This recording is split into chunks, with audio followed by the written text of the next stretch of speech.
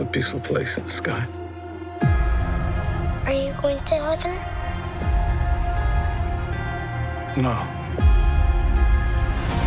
Why not? You gotta be a good person to go to heaven. This week on Talking About the Movies, it's the battle of the humans versus artificial intelligence. Oh, the anvil of irony. We're taking a look at John David Washington in The Creator, plus... What is this? It's someplace new. Jack, look out! In celebration of its 30th anniversary, Disney is re-releasing one of its all-time holiday classics, not just for Christmas, but also Halloween. We're taking a look at the re-release of The Nightmare Before Christmas. It's a double feature this week on Talking About the Movies. Welcome to Talking About the Movies, and of course on the show we talk about the biggest new releases of the weekend, but I have some movies I still need to catch up on. Basically one movie I need to catch up on. Would have been two, but unfortunately Dumb Money is not playing in theaters anymore, so I have to wait until Blu-ray for that. But The Creator was still playing this weekend, so I went to go check that out. And also, I went to go see the re-release of The Nightmare Before Christmas. So we're going to get into that one later on, but let's get to the first movie I want to look at, and that is, of course, The Creator. So the story of The Creator is that it takes place in the year 2070, 15 years after a nuclear detonation in Los Angeles, and a war against artificial intelligence begins, and it has an ex-Special Forces agent played by John David Washington, who's recruited to hunt down and kill the Creator, who has developed a mysterious weapon with the power to end the war. And of course we find out this Creator is actually a young girl, and chaos ensues, pretty much. As far as the story itself goes, it's been there, done that, but this is a film that was heavily touted as being an original sci-fi thriller. Like, this is something that's not based off of an intellectual property. It's not based off of anything from a franchise. They sold this as a motion picture event, an original motion picture event, and nobody went to go see it. Like, I take that back. It wasn't a massive, it wasn't a flop per se. I mean, $80 million is pretty low considering some of the bigger budgets we've had this year, but they were probably expecting a whole lot more from this, mostly because of the fact that this is an original story. It's not based on anything from a previous source material. This was clearly supposed to be a film that was supposed to launch potentially its own franchise, and needless to say, that probably is not going to happen with this. I mean, it's going to make its money back regardless, but it's a film that was... You can definitely tell there was a lot of inspirations being taken from this film. I mean, I'm looking at some of the inspirations that I see here. Like, you have Apocalypse Now, you have Baraka, Blade Runner, Akira, Rain Man, The Hit, E.T., Paper Moon. I'll even throw in some District 9 in there. The whole idea there of District 9 also is very much in this film. And you could definitely sense that there was a lot of heavy influences taken from this film. But the big thing is that it's an original concept that was supposed to be basically its own franchise of its own, and not be based off of something from a previous source material. And the movie itself, I think, did its job okay. I'm not a big fan of this movie, but I don't hate this film either. I just saw it, I was just kind of, when I came out of it, I was just kind of like, it was fine.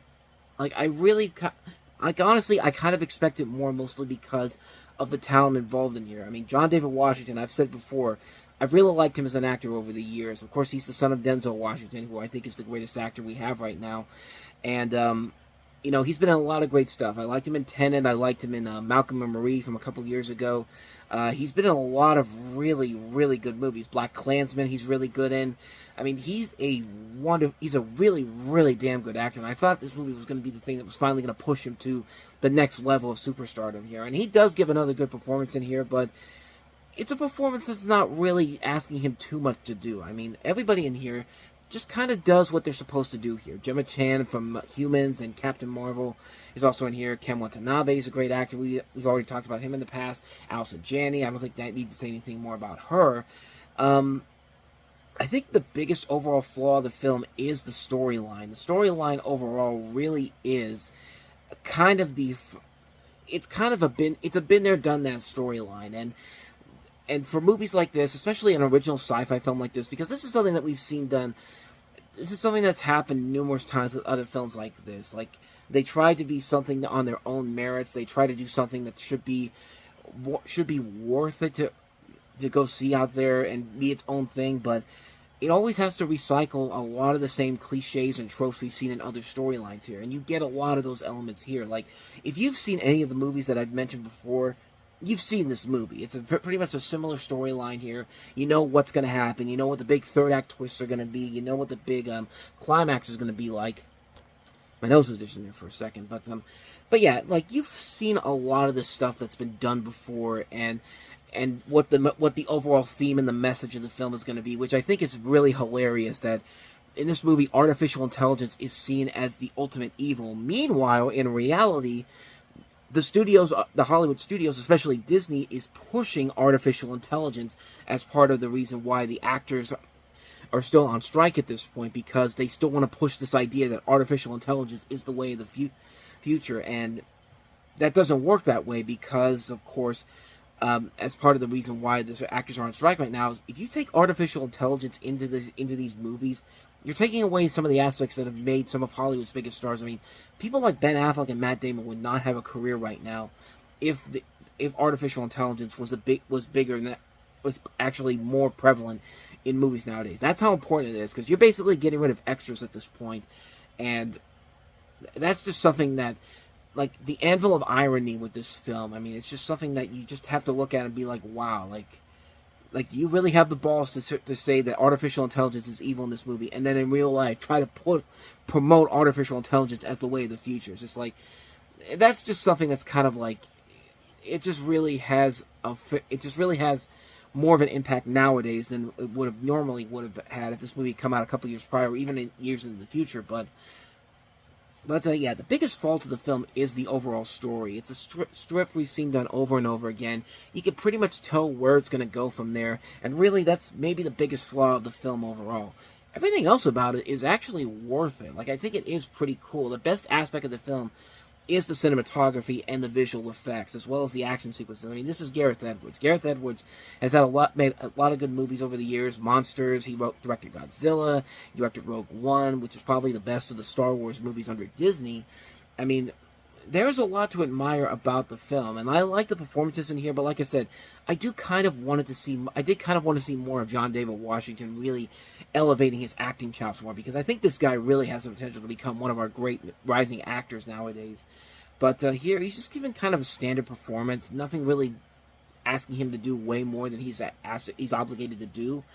And I think that's one of the other flaws of the film, is that the acting overall is good, but you feel like it could have been a whole lot better. There's just so much there that it feels like this movie is so close to just grasping that thing that it needs to really make this become a definitive film that we're going to be talking about for years and years to come. And right now, it's just kind of like, it's there. I'm glad I saw it, but as of right now, I really do not feel the need to go see this movie again anytime soon. But that being said, it's not a bad movie. It's not a bad film, and even the script, I'm saying that is not really that great. It's not the worst thing ever. I mean, it's not like it's not trying at times to try to be something unique and different, but it just really kind of falls into just do the bare minimum, and it'll just work out fine for us. But you kind of expect more from that, and you really need more. Like, sci-fi films like this, original sci-fi films, need to take better chances. Just take bigger chances with what they have to work with here. Even if you have to recycle older source material to do that. I mean, look at what Denis Villeneuve has done with stuff like Blade Runner and Dune. Like, look at the way that he's been able to handle those. Like, yeah, they're based off of IP, but he's been able to do something unique and different with those films. I mean, even somebody like J.J. Abrams, what he did with both Star Trek and Star Wars. I mean, look at what has happened to those franchises since he took those over. I mean, there is a possibility of actually doing stuff here. And Neil Blomkamp, for example. Neil Blomkamp is a guy that has been one of those guys that, I mean, he was one of the guys who did District 9, he did Elysium. It looked like he was on his way to having a career where he proved that, hey, he can write original concepts and actually make them work here. And then he kind of butchered that away with Chappie, and more recently Gran Turismo. But I don't know. Like, I feel like this movie should have been much better than it actually ends up becoming. It's a film that's just kind of like, yeah, it's fine for what it is, but you really do expect more from it. You really do want to see the motion picture event they promoting this as. But unfortunately, it's script, it's casting that's just okay for what it is, doing the bare minimum, and the message overall really kind of underplays everything else about it that is really good. The visuals are great, the direction's great, the action's great, the cinematography's great. It's got all the pieces it needs to be really, really something special, and it just doesn't have it, man. I still am going to recommend it. I give it a marginal thumbs up. I think it is worth the watch when it's all said and done, but it's going to be mostly a one-time watch. I have no real intentions on ever watching this ever again, honestly. So, I really expected a lot more from it, but as it is, it's fine. But so that's The Creator, and a little bit of disappointment, but I still enjoyed it regardless. So let's go ahead and move on to a movie that I've enjoyed for many, many years, and I have some things to say about this re-release that just happened. So let's talk about The Nightmare Before Christmas. So, of course, in celebration of Disney's 100th anniversary, there's been a lot of re-releases of various Disney films. If you've been to it's only been select theaters, though, like stuff like Toy Story, Lion King, Aladdin, Beauty and the Beast. They've all been re-released in select theaters. My theater, in particular, the Cinemark theater I go to, we haven't been getting many of those re-releases, but we did get the 30th anniversary re-releases for Hocus Pocus and this film. Hocus Pocus no longer is playing here, but this is the film that kind of replaces that, The Nightmare Before Christmas. And, honestly, needless to say, there's not really much more to tell about the story overall. If you haven't figured it out already, you basically have the story of Jack Skellington, a character from Halloween Town, who opens up a portal to Christmas Town. There's all these different towns for these different holidays, and decides to celebrate the holiday with some dastardly and comical consequences.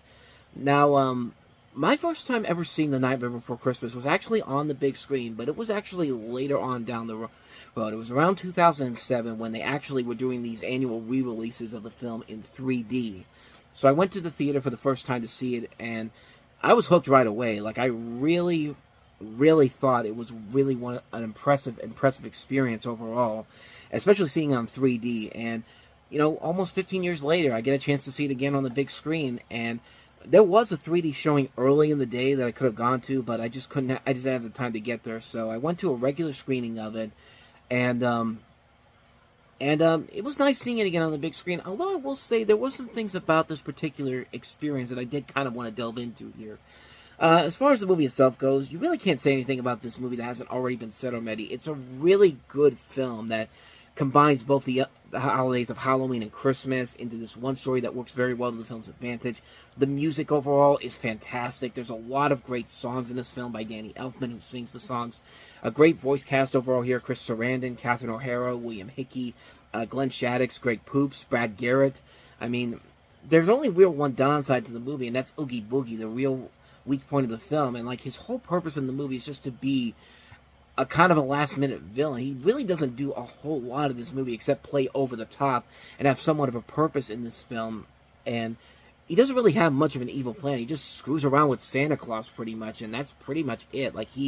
He's a really pointless character, and really, he's kind of the weak link of the film. And at the same time, though, it does lead to kind of a fun little confrontation climax at the end with a pretty cool death scene, but you really do think they could have done a little bit more with him.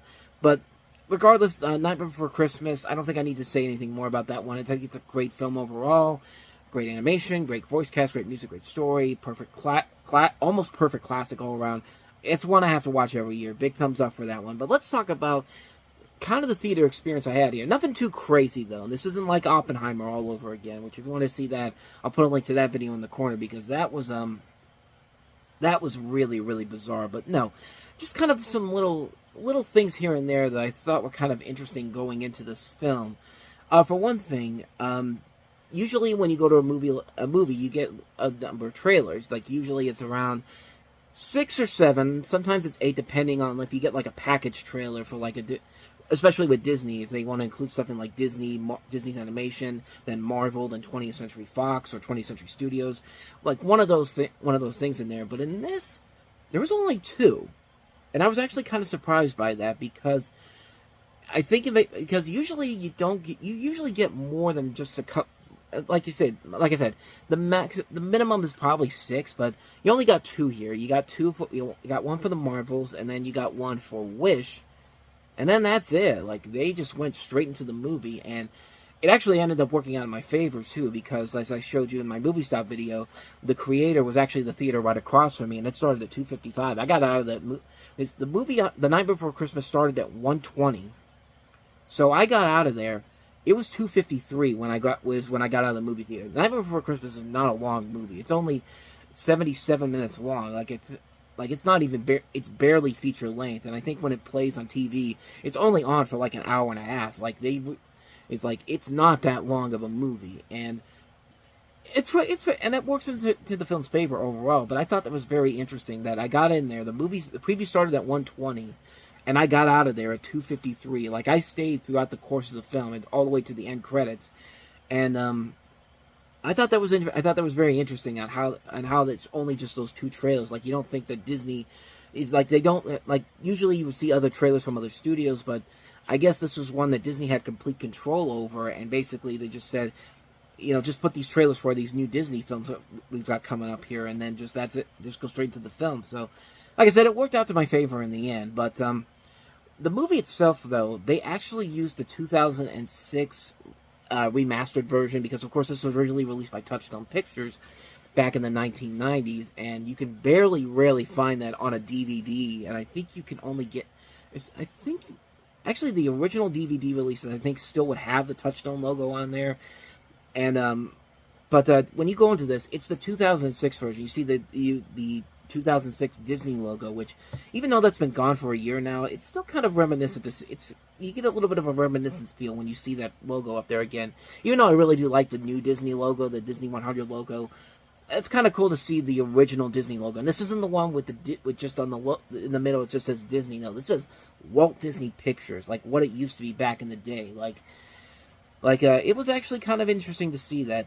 But I will say this, though, the film itself can look kind of blurry at times. Like, it's kind of unfortunate that they don't have I don't know if they have the 4K restoration that they did for the recent releases that came out as of this year, but like, I could tell when I was watching the film, like, it looked like a full screen. Like, you saw like the black bars on the sides there, which are distracting in a way, but I don't know. I kind of felt like this movie needed to have the bigger widescreen transfer of it, or the 4K restoration for it. I mean, I thought that's what most people were gonna get when they saw this, but yeah, at times the screen can look very blurry, and it's not for the film itself. I think it's just the camera itself as a whole, because the cameras that are the digital cameras that they have there to show the film, you would think that there would be a little more advancement to it. And, like, you can watch classic films on a big screen in digital and it'll look pristine, but I don't know. Like, me personally, I kind of thought it was going to be much more. I thought we were going to see the 4K restoration of it, like the version that's out on Blu-ray right now, that just came out this year. But yeah, at times it can look very blurry. At times it's not like a big distraction overall, but that was just something I kind of took notice of when I saw this again on the big screen. I'm glad I got to see it again. I'm glad to say that at least I got to see this movie not just once but twice at the theater, and I'm definitely going to watch it again very, very soon. In fact, I might watch it tonight because it's on ABC. The Wonderful World of Disney has that, and the Toy Story Halloween special, so I might be checking those out a little bit later on tonight, but I'm definitely going to be seeing it again very, very soon. So yeah, those are my quick thoughts on The Night Before Christmas. Great to see it on the big screen again.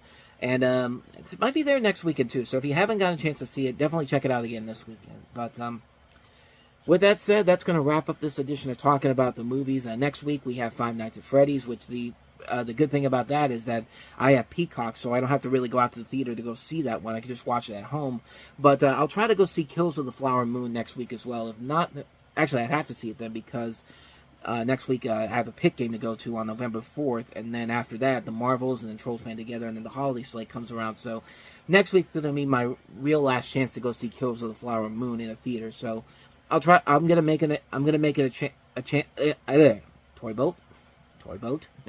I'm going to make an attempt to go see Killers of the Flower Moon. But I will definitely have a review for Five Nights at Freddy's next week, too. So be on the lookout for that. Thank you so much for watching. And if you want to see more videos like this, check out the playlist on the next page. Check out the previous episode we did. And I'll see you guys later on. So thanks for watching. I'll see you next time. And until then, as always, take care.